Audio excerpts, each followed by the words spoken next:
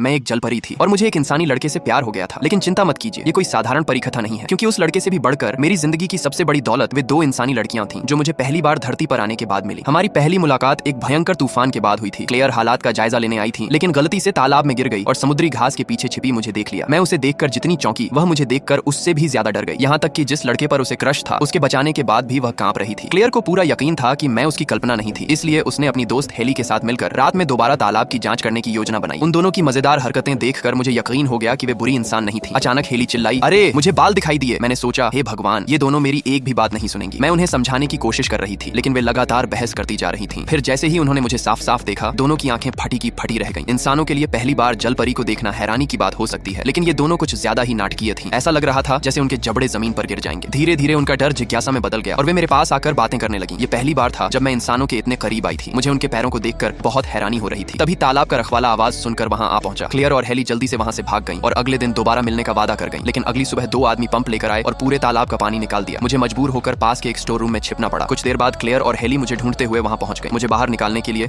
Heli ने अपने कपड़े मुझे पहनने के लिए दिए, लेकिन यह पहली बार था जब मैं इंसानी कपड़े पहन रही थी। मैं पूरी तरह उलझ गई। हेली हंसते हुए बोली, नहीं ऐसे नहीं, अपने हाथ यहाँ से निकालो। इंसानों की दुनिया की हर चीज मेरे लिए नई और रोमांचक थी, लेकिन मैं सिर्फ घूमने फिरने के लिए धरती पर नहीं आई थी। मैं अपने पिता समुद्र के राजा द्वारा तय की गई शादी से बचने के लिए भाग कर आई थी। मैंने उनसे एक शर्त लगाई थी, अगर मैं 3 दिनों के भीतर धरती पर अपना सच्चा प्यार ढूंढ लूं तो मेरी सगाई रद्द कर दी जाएगी। लेकिन एक समस्या थी, जैसे ही मैं पानी को छूती या सूर्यास्त होता, मेरी पूंछ वापस आ जाती, इसलिए मेरे पास बहुत कम समय था। तभी समुद्र किनारे मुझे एक सुंदर और आकर्षक युवक दिखाई दिया। मैंने उसी क्षण तय कर लिया कि वही मेरा सच्चा प्यार है। मैं दौड़कर उसके पास गई और बिना किसी झिझक के पूछ बैठी, क्या तुम मुझसे प्यार करते हो? लेकिन उसने मुझे तुरंत मना कर दिया। मेरा दिल टूट गया। मैं वापस क्लेयर और हेली के पास पहुंची और उनसे मदद मांगी। जब उन्हें पता चला कि जलपरी की मदद करने पर कोई भी इच्छा पूरी हो सकती है, तो वे तुरंत उत्साहित हो गए। लेकिन एक समस्या थी, रेमंड लगभग हर लड़की का सपना था। उसे जीतना आसान नहीं था। मेरी मदद करने के लिए दोनों लड़कियां मुझे साइकिल पर बिठाकर बार बार उसके घर के सामने से गुजारने लगी। आखिरकार रेमंड का ध्यान मेरी ओर गया, लेकिन तभी मैं गलती से गिर पड़ी। रेमंड तुरंत दौड़ कर आया और बहुत प्यार से मेरी चोट पर पट्टी बांधी। उस पल मेरे दिल की धड़कनें और तेज हो गई। इसके बाद क्लेयर और हेली ने मुझे रोमांस सिखाने के लिए ढेर सारी प्रेम कहानियों और रोमांस मैगजीन पढ़ाई। उन्होंने कहा कि अगर मुझे रेमंड का दिल जीतना है